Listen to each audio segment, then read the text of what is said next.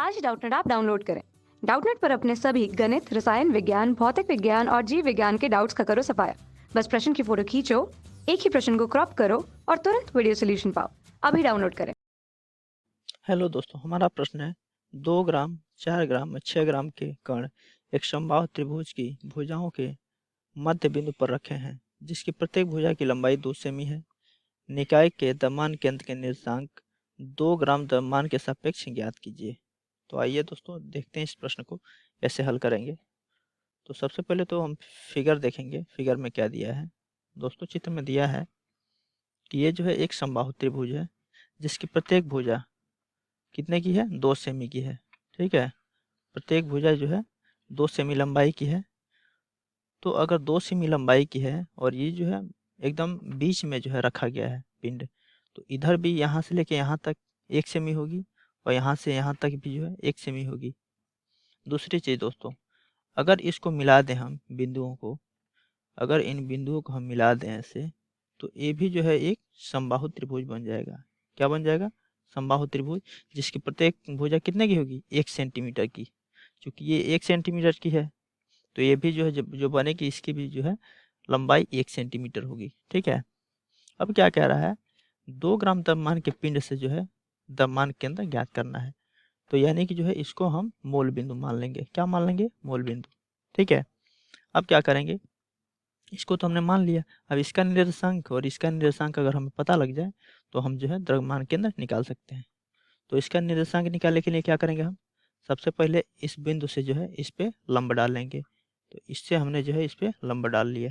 जब लंब डालेंगे तो ये जो है पूरी भुजा को जो है आधा आधा में विभाजित करेगा।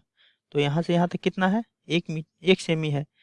तो यहाँ से यहाँ तक कितना होगा, यहाँ से यहाँ तक जो है 0.5 सेमी होगा, सेंटीमीटर। ठीक है, तो यहाँ से 0.5 सेंटीमीटर हो गया। अब अगर इसको निकालना है तो हम एक्स वाई कोऑर्डिनेट यहाँ निकाल सकते हैं। इसको कैसे निकालेंगे, हम जानते हैं कि ये 0.5 है और ये कितना है, ये 1 सेंटीमीटर है। हमने बताया ना कि अगर ये बनेगा जो है त्रिभुज, तो ये जो है इसकी एक भुजा जो है 1 सेमी की होगी। तो ये जो है 1 सेमी है और ये 0.5 है, तो ये कैसे निकलेगा, अगर ये 90 हो गया और ये जो हम थीटा मान लें तो पाइथागोरस प्रमेय लगा देंगे। तो यहाँ से पाइथागोरस प्रमेय से हम निकाल लेंगे। यहाँ लिखेंगे पाइथागोरस प्रमेय से, पाइथागोरस प्रमेय से अगर मान लो हम इसको जो है, चलो मान लेते हैं, कुछ इसका नाम दे देते हैं। मान लो इसको ए ले लिया, इसको बी ले लिया, इसको सी ले लिया, इसको डी ले लिया। ठीक है, और इस पे भी हमें लंब डालना पड़ेगा क्योंकि इसको भी निकालना है ना। तो इसको हमने ई ले लिया। ठीक, तो हम जो पाइथागोरस प्रमेय से किस त्रिभुज में, त्रिभुज इसको भी कुछ मान लीजिए, एफ मान लीजिए, एफ डी ए में, त्रिभुज एफ डी ए में, एफ डी ए में लगाएंगे जब, तो क्या हो जाएगा, इसमें हो जाएगा ए एफ का स्क्वायर, क्या हो जाएगा, ए एफ का स्क्वायर बराबर हो जाएगा ए डी का स्क्वायर प्लस डी एफ का स्क्वायर। ये होता है ना पाइथागोरस प्रमेय। तो हमें निकालना क्या है दोस्तों, हमें निकालना है ए डी निकालना है। तो ए डी निकाल दीजिए, ए डी का स्क्वायर बराबर हो जाएगा ए एफ का स्क्वायर माइनस डी एफ का स्क्वायर। अब मान रख लीजिए, मान कितना है, ए एफ का स्क्वायर, ए एफ कितना है, ए एफ ये है ना, देखिए ये जो हमारा ये ए एफ है, ए एफ का मान कितना है, 1। तो 1 रख लेंगे। तो 1 का स्क्वायर माइनस डी एफ कितना है, डी एफ 0.5, 0.5 का स्क्वायर कर लिया। और ये जब ए डी है तो वर्गमूल लेंगे तो ये कर्ण में आ जाएगा। ठीक है, अब ये कितना हो जाएगा, 1 का स्क्वायर 1 माइनस 0.5 का स्क्वायर 0.25। ठीक है, ये हो गया। इसको हल करेंगे तो कर्ण में हो जाएगा 0.75। 1 में से 0.25 घटाएंगे 0.75। इसको हम लिख सकते हैं, क्या लिख सकते हैं, 0.25 गुणे 3 लिख सकते हैं, 25 3 75। ठीक, अब 0.5 को जब हम बाहर निकालेंगे तो 0.5 हो जाएगा और कर्ण में जो है 3 बच जाएगा। ये जो हमारा निकल गया ए डी। ठीक है, हमारा निकल गया ए डी कितना, ए डी जो है कितना निकल गया 0.5 कड़ी में 3। तो इसका निर्देशांक क्या हो जाएगा दोस्तों, ए का निर्देशांक हो जाएगा एक्स पे कितना चलना है 0.5, वो भी माइनस डायरेक्शन में, तो -0.5 कॉमा डी ए का मान कितना है, डी ए का मान हमने निकाला है, कितना निकाला 0.5 कड़ी में 3, तो ये लिख लेंगे 0.5 कड़ी में 3, ये हमने इसका मान निकाल लिया। ठीक है, अब इसी तरह से बी का मान निकालेंगे। तो बी का मान क्या है दोस्तों, यहाँ से हम जो है 0.5 चल रहे हैं, क्योंकि यहाँ से यहाँ तक पूरी 1 सेंटीमीटर है, तो यहाँ से यहाँ तक 0.5 सेंटीमीटर होगी। तो पहला एक्स कोऑर्डिनेट तो मिल गया 0.5 सेंटीमीटर। दूसरा, इसको अगर निकालेंगे बी निकालेंगे तो सेम यही जो यहाँ पे हमने सूत्र अप्लाई किया था पाइथागोरस पर में, तो यहाँ भी अप्लाई वैसे ही करेंगे, तो यहाँ भी लगभग चीज़ें सेम है। ठीक है, और एक तरह से कह सकते हैं ये सर्वांगसम त्रिभुज है, तो यहाँ से इसका भी मान निकल जाएगा 0.5 कड़ी में 3 निकाल सकते हैं आप, लेकिन वैसे यही होगा। ठीक है, देख भी रहे हैं हम एकदम दोनों जो है बराबर है, लेकिन बस दिशा दोनों की विपरीत है, ये -x डायरेक्शन में है, ये +x डायरेक्शन में है। ठीक है, तो हमने निकाल लिया, इतना हो गया।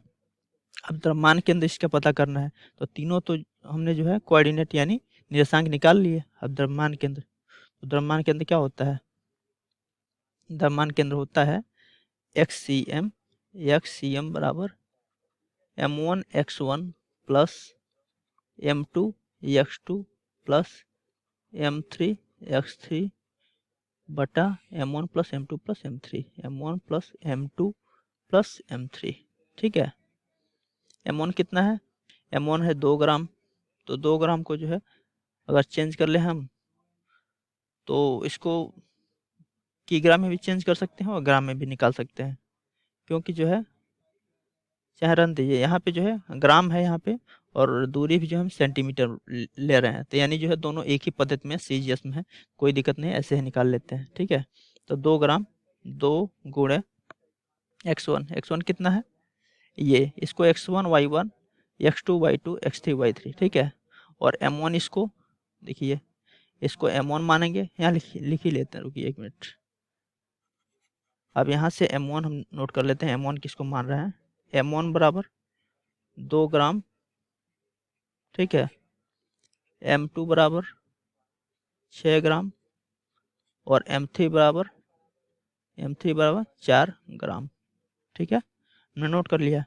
तो इसको x1 y1, इसको x2 y2, इसको x3 y3, तो मान रखिए XCM में, XCM क्या हो जाएगा हमारा, XCM 2 ग्राम गुणे x1 कितना है, x1 0 है, 2 गुणे 0 प्लस m2 कितना है 6 ग्राम गुणे x2 कितना है, x2 ये है -0.5 हो गया, प्लस m3 कितना है, m3 जो है 4 ग्राम है, m3 4 ग्राम गुणे x3 कितना है 0.5 बट्टे में हमारा हो गया m1 plus m2 plus m3, कितना होगा 2 + 6 + 4 बराबर हमने कितना निकाल लिया, ये 0 हो जाएगा, ये हो जाएगा -6 × 5 = 30 यानी 3 हो जाएगा, 3.0 हो जाएगा, और प्लस 4 × 5 = 20 यानी 2.0 ये हो जाएगा, और बट्टे में हमारा हो गया 6 × 2 = 8 × 4 = 12 हो गया, यानी कि ये कितना हो गया, XCM कितना निकाल लिया हमने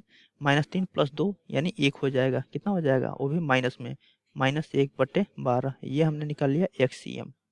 ठीक है दोस्तों, अब YCM की बात करेंगे। YCM कैसे निकालेंगे, YCM बराबर होता है m1 y1 plus m2 y2 plus m3 y3 बट्टे में m1 plus m2 plus m3। ठीक है, m1 plus m2 plus m3, मान रख दीजिए m1 कितना है 2 ग्राम, y1 कितना है, y1 0 है, देखिए ये 0 है।